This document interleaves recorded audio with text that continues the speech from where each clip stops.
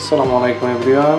আজকে যাচ্ছি হলো ইফতার দিতে বিল্ডিংয়েরই নাইবুর ধরতে গেলে, তাকে ইফতারটা দিই। চলে গাইজ, এই যে আরেকজনের বাসায় দেওয়ার জন্য রেডি হয়ে গেছি, বাইর করলাম। এখন এই লিফটে উঠবো, লিফটে ওঠার পরে লিফট এখানে আছে। ফাইনালি এই ইফতার নিয়ে বাইরে হয়ে গেছি।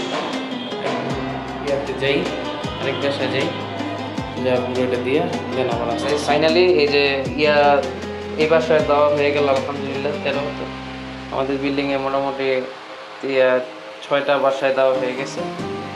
আপনারা ব্যাগ খালি দোয়া করবেন বাসায় যেতে। তো গাইস ফাইনালি বাসায় আসছি।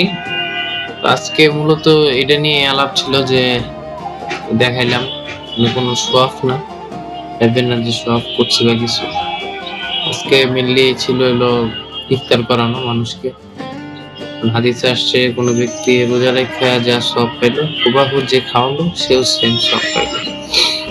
তো এটা কোনো শখের জন্য না, এটা জাস্ট আপনাকে ইন্সপায়ার করার জন্য যে আপনারাও মানুষকে ইফতারি করাবেন, এতে সব আছে। আর মানুষ ভালো সম্পর্ক বজায় থাকে এর মাধ্যমে। যেটা দেখলেন আজকে, মানে বিল্ডিং এর প্রতিবেশীদের হক আছে, যেটা আত্মীয় স্বজনদের থেকে বেশি, সব নিকটস্থ যারা আছে আপনাদের মধ্যে, তারাই সবচেয়ে বেশি আপনার মানে আত্মীয় থেকেও বেশি ঘনিষ্ঠ। তো এই ছিল আজকের ভিডিও। যদি কিছু ভালো লেগে থাকে একটা লাইক দিয়ে দিবেন। আল্লাহ হাফেজ। আসসালামু আলাইকুম।